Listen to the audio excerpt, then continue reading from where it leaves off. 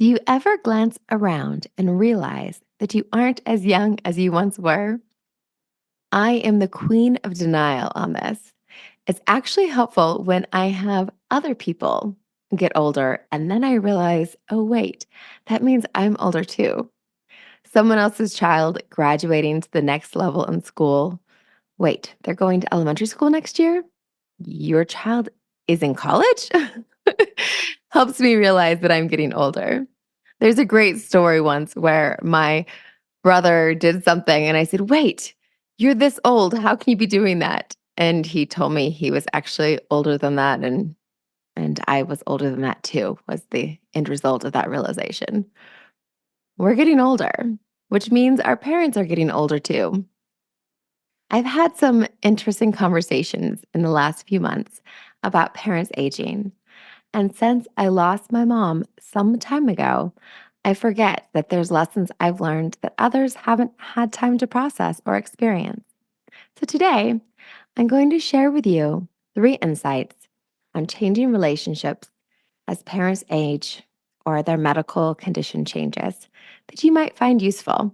Don't worry, we're also going to start with some amusing stories because you know me, it's a bit of a meandering. I think you'll get a lot out of it, and I'm glad you're here today. Welcome to The Grit Show, where our focus is growth on purpose. I'm your host, Shawna Rodrigues, and I'm honored to be part of this community as we journey together with our grit intact to learn more about how to thrive and how to get the most out of life. It means a lot that you are here today. As you listen, I encourage you to think of who may appreciate the tidbits of knowledge we are sharing and to take a moment to pass this along to them. Everyone appreciates the friend that thinks of them, and these conversations are meant to be shared and to spark even more connections. If you follow me on Facebook or Instagram, you recently saw that where I live, we went from 78 degrees to snow a day later. Seasons are changing, right? It does have me thinking about the different seasons. I'm also getting ready to see some dear friends at my upcoming nuptials in the coming weeks. And it reminded me of a camping trip I took with some friends many years ago in New England. I think we were actually camping in New Hampshire, though we went hiking in Maine and picked the most amazing blueberries. And on that trip, possibly the funniest thing that happened was one of my friends was talking about how they couldn't believe it was so dark already. And we were all looking around at how bright it was and then looked at the friend and realized that they were still wearing their prescription sunglasses. And that's why they thought it was so dark. And we all started laughing because they had to say it a couple of times before we're all like, it's not really that dark. Why does she keep saying that? But she was still wearing her sunglasses. So we all laughed. But what was possibly the funniest was the campsite nearby, and they were drinking up late, having fun. And we were up late as well, but we'd gone to bed and we were in 3 separate tents because there was 3 groups of us that were there camping together. And for some reason, one of the women at the other campsite was loudly talking about something she told her son. And it's the circle of life. It's just the circle of life. We were guessing it had to do with an animal dying or something they'd seen, but somebody from their tent had to repeat what she said, and then we all couldn't stop giggling and stayed up very late. Since then, we get to reflect on the fact that it's the circle of life. It's the circle of life. Good example of a location joke, right? So, with the circle of life, I've definitely recognized that I specialized in work with young children for a large portion of my career. I did not specialize with working with aging adults. I had other dear friends who did specialize in that work. And it impressed upon me that there was some similarities in some ways. And I found that heartening in some ways that we kind of return in a circle, that there's some things about us that kind of go back to that. And I've enjoyed those observations over time and cherished the innocence and the lack of inhibitions that older adults have, which sometimes can be frustrating that is just part of the ways that we travel through life, that we get closer to that and we don't have it to start with and we lose some of it at the end and it kind of goes in that circle. And when someone very dear to me is in hospice and has been for a while now, for a few months now, and I'm very lucky we still have them, and I actually get to go visit her at the end of this week. I'm so excited. I've had this many visits with her. I didn't expect to still have her this long, considering things. And as I talk through this, you guys know that I'm very open about me on my podcast, but there's always this interesting line that I'm not as open about other people because I want to respect their privacy, even though I choose to be very open. So forgive me as I walk that line a little bit in this conversation with y'all today.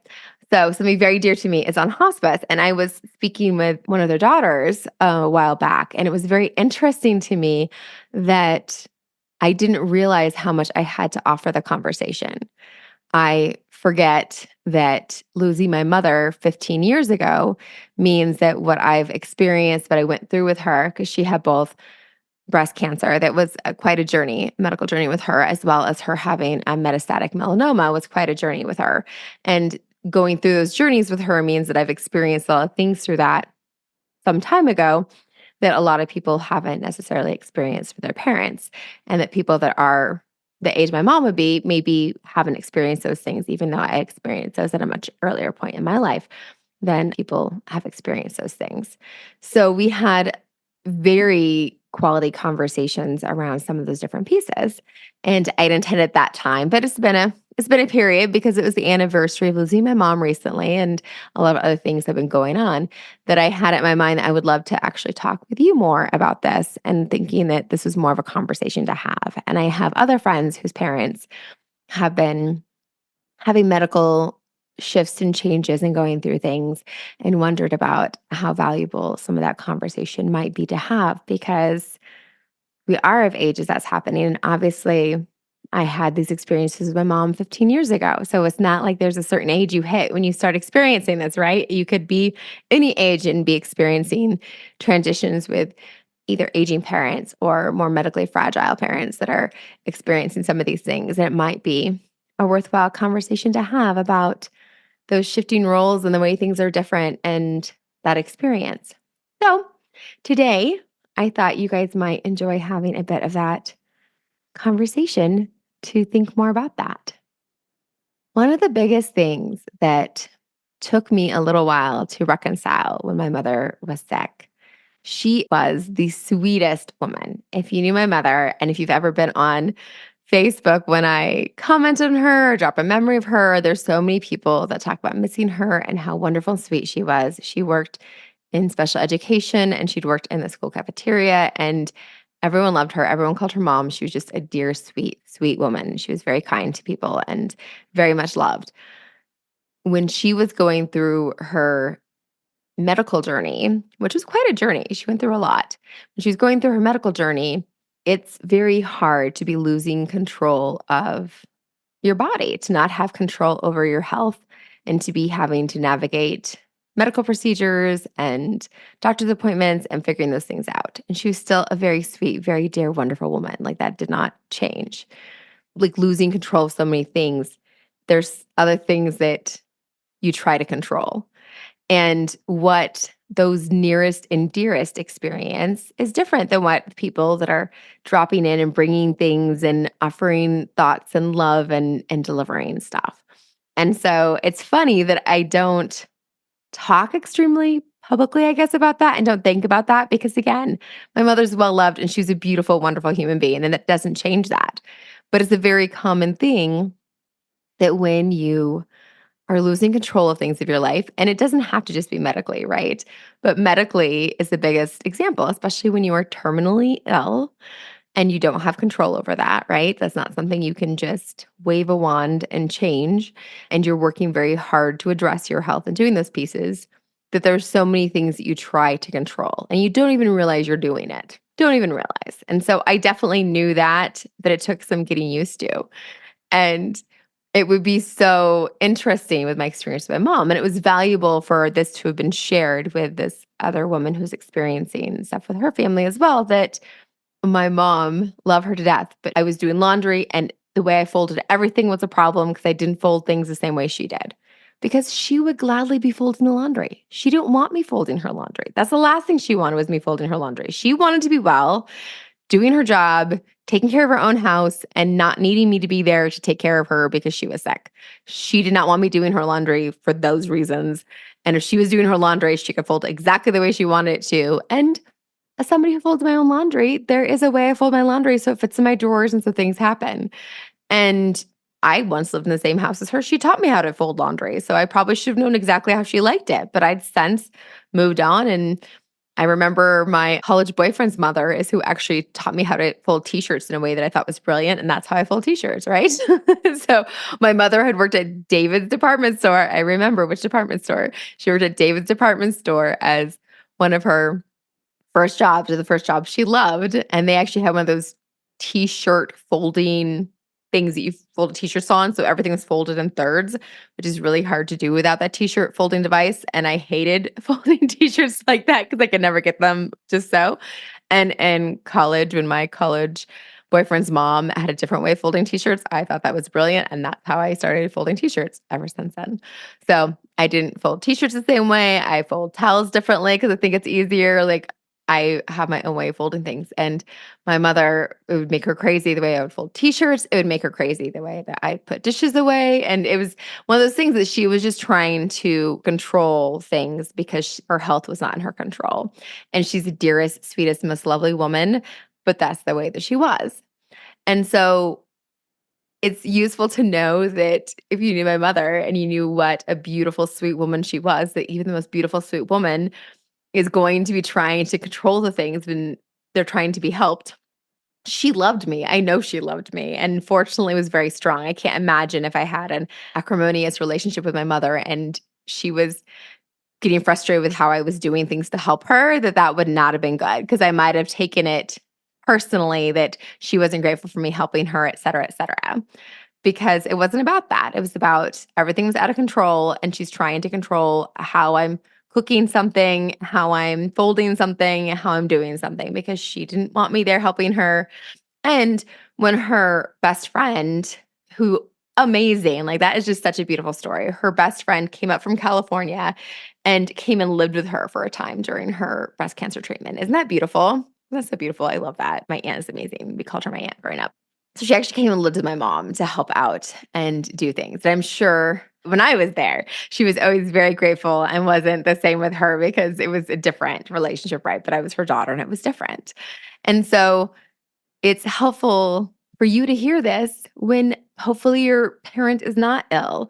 Hopefully they aren't aging and at that place. Hopefully they aren't grappling with that and needing to be controlling so that when they do that, you can simply be like, oh, this isn't about me. They're being controlling. They feel the need to control because their health is not in their control. All these other things are not in their control. And that's why they're needing to control how loud I am putting the silverware in the drawer, the way that I'm folding the towels, where I'm putting things in the cupboards, and double checking how long I'm cooking this for or how this is being done because they feel like there's so many things they can't control. And I'm a safe person to control things with. Which kind of brings us to the second point of the older you get, or possibly the closer you get to death, because my mother wasn't as old as some folks, that the more childlike you become, right? And the more particular you are about how things are done, and the less inhibitions you have, and the more raw your emotions are, and the harder time you have controlling those emotions. And the more you can see those experiences as being like that, as being more sensitive to noise, needing more rest, being more irritable when you're tired, needing to have food as a way to regulate emotions, the more that you can give them the care and consideration that you would give a 3-year-old instead of like, this is my parent or this is this adult. Like, why are they acting like a child? Instead of going, this is a circle. We're arching back to this point, and we just need to give them this grace and see them more childlike. And honestly, in a very respectful, very giving grace, using this as a way to understand and love on them, to give them that same grace and love that you would a child, and to be able to recognize that when they're seeming irritable, that it is a good idea to offer them a snack, and that maybe even though they want to do a longer walk and spend more time outside, that maybe it's okay to suggest that we should head back. And just like with a kid that might have a really hard time that we're heading back early, that part of the reason it's because they need to head back at saying, because we need to head back, right? That is having the same grace you have with a kid, that you take some of that responsibility back, that it is this arch.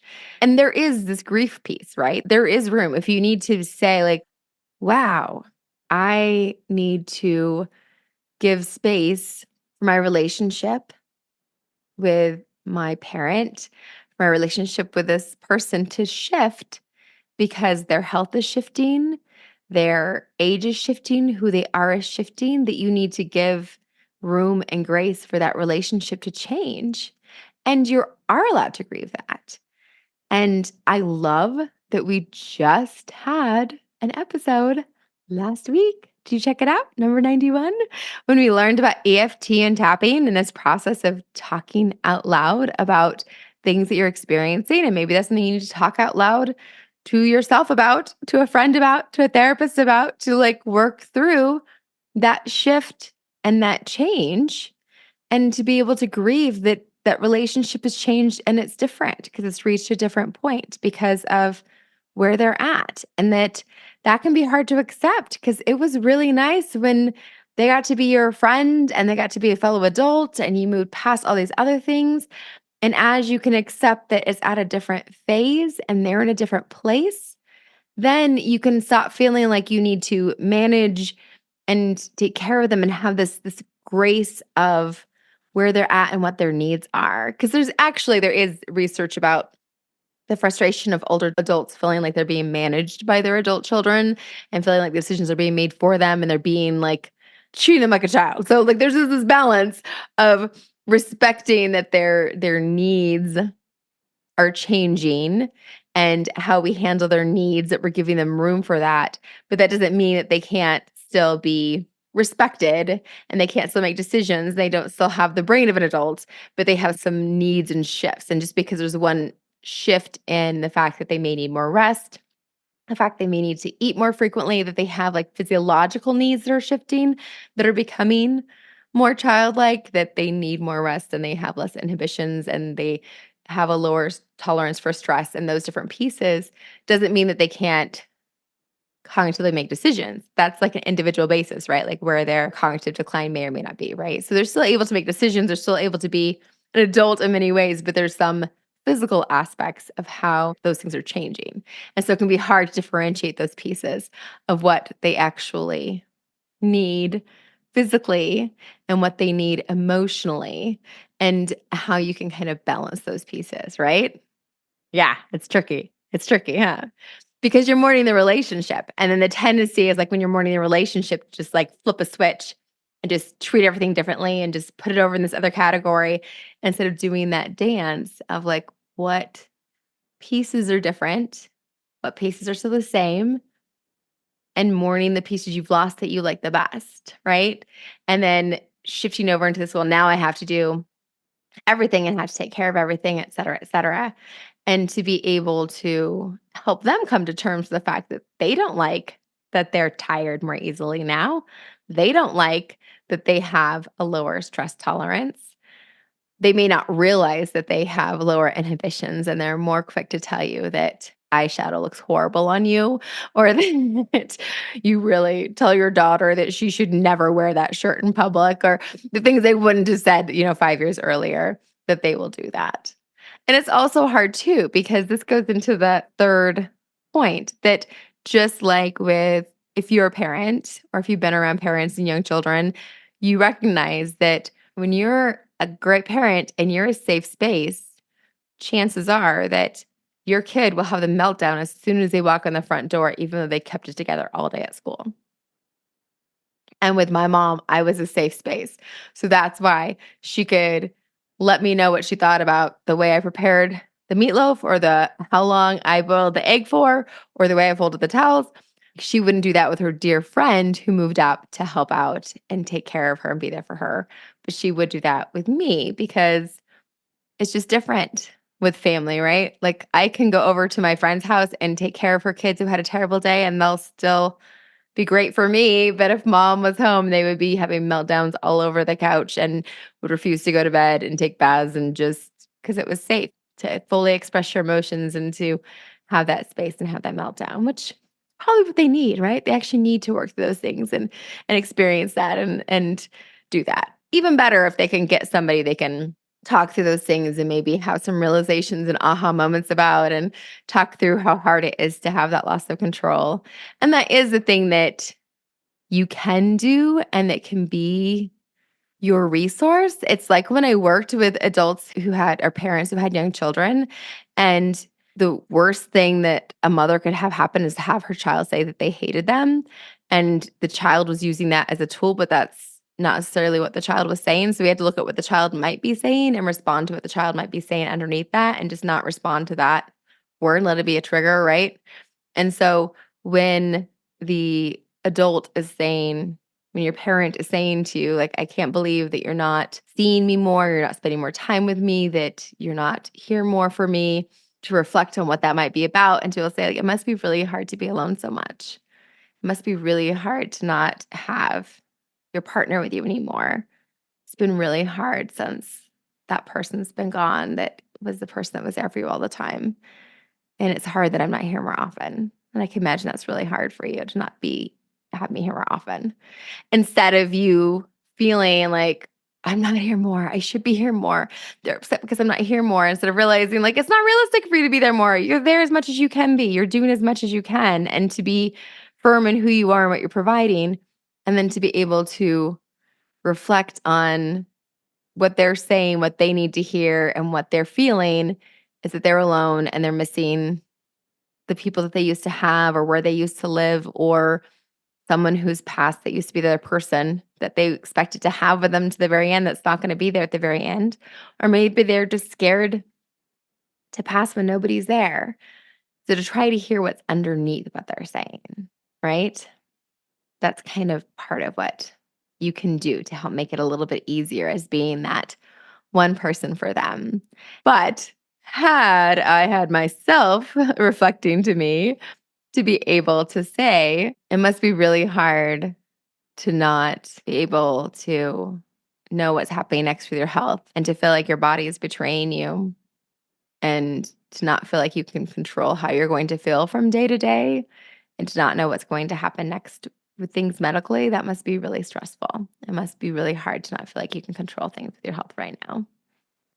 And perhaps if I could have reflected that more, there could have been an easier time letting up. I will never know because I never tried that technique.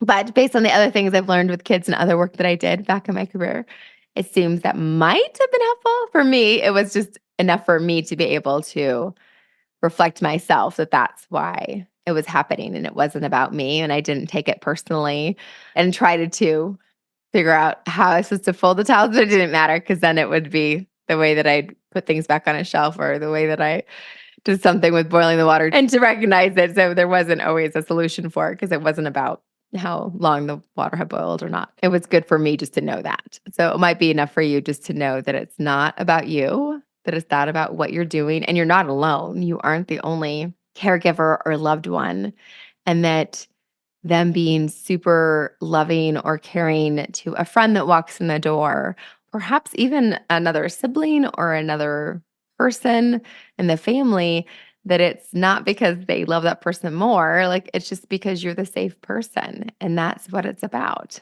So, really, it's a compliment in many ways that they can let their guard down and express those emotions, even though that's not, the ideal way. Unfortunately, it's a human way. And so it'd be great if we could all get supports around that and how to work through those emotions so we're not expressing that different way. But for you to hear and to know that you aren't alone and it's not you. And it is hard. It is hard to have those relationships change. And for the person you once relied on to be relying on you. And for sometimes for that to take a long time that you are that caregiver and that relationship is going that way, and that you should seek out support. And there are caregiver support groups if it is more chronic conditions, but it can be challenging to navigate. So I just want to be here to reflect back on that a little bit, that those things do change. And if your parents are in beautiful health and older people in your world are doing great, for you to just remember that if it gets to that point and those things shift and happen, that it's kind of, in my experience, part of the circle of life. And that's part of the way those things go. And it doesn't make any less beautiful all of the wonderful experiences you've had. And I definitely get to cherish the times I spend with other people that I haven't been as close to, that as they've dealt with health things, that I'm the person that just gets to walk in and have beautiful conversations and memories and laughter and those pieces, because I'm not the daughter or the close to them individual that's the safe space for they're working through those other pieces. So that's kind of the awareness that it is different from different angles, and have been able to be there for my friends as they've navigated the challenges of being with somebody who's grappling with their mortality in some cases, and just the shifts as you age, that things are a little bit different, right? So, as we do every week, we're going to have our self maintenance minute. And this is kind of fun because I'm going to broaden what I've done and put it into broader context. So, this self maintenance technique, I'll tell you specifically what I've done, but I'm going to give you the bigger picture of what it is. So, this tool is basically finding something when things are really busy, when you have a lot going on, and you're not getting to do something that you really enjoy and you really want to do, and to find ways to drip it into your day and make it tangible and connect to that and connect to the feelings related to that on a daily basis, even though you're not getting to experience it to its fullest.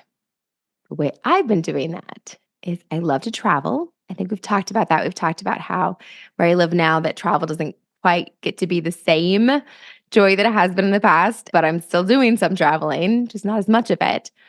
And so we are going to be traveling for our mini moon, because our honeymoon is being put off so we can actually be gone longer and enjoy it in more depth. So what I've been doing is that the last week, probably, that to start my day, literally to start my day, I go find things that I need to pack for my mini moon, because it's going to be beaches and ocean and sunshine. Again, did I mention it snowed here recently? So, because of that, I'm going to find those things that I'm going to be taking with me on my mini moon.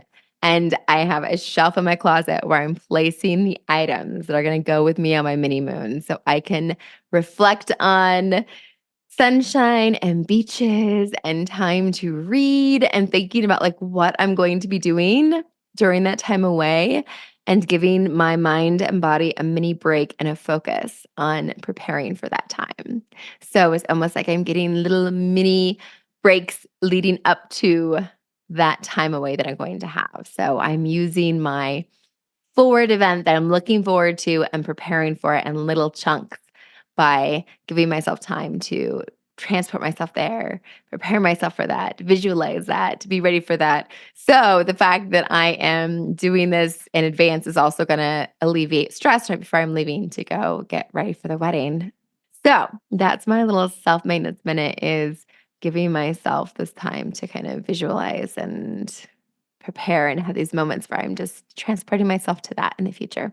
That's a tool that I'm using, that if it resonates, it'd be lovely for you to consider as an option of just giving yourself a mental break and giving yourself preparation for something in the future that's going to bring you joy if you don't fully get to do it. And for our grit wit, to kind of have your takeaway from this conversation we had today, is to think about, if it's not your parent, if it's not a grandparent or an elderly relative, somebody older in your life that is possibly going through these transitions of getting older and possibly having less control over their health and the decisions about things in their life, and considering how you can be of support and give them more grace and give them more support. Or If you have a friend or loved one that is experiencing that with an aging parent and a changing relationship as that person ages, and they're trying to navigate how to connect better with their parent as they're dealing with medical shifts in their own world and might be feeling that, maybe connect with them and give them that support of understanding, like, so what has this experience been like? How has it been interacting with your parent now that things are different, now that they're not the same? Because again, those parents, grandparents, older individuals, whether they have kids or not, right? Like their bodies are changing, their abilities are changing, and things are shifting for them. And they want their independence. They appreciate their independence, and yet they're recognizing that they can't do things all the same. I have folks not that much older than me that are joking about their vision shifting, and so night driving isn't fun anymore. And so even in little ways, people are starting to see things shift about their abilities. And it's hard to have those things shift and change, even in small ways, right?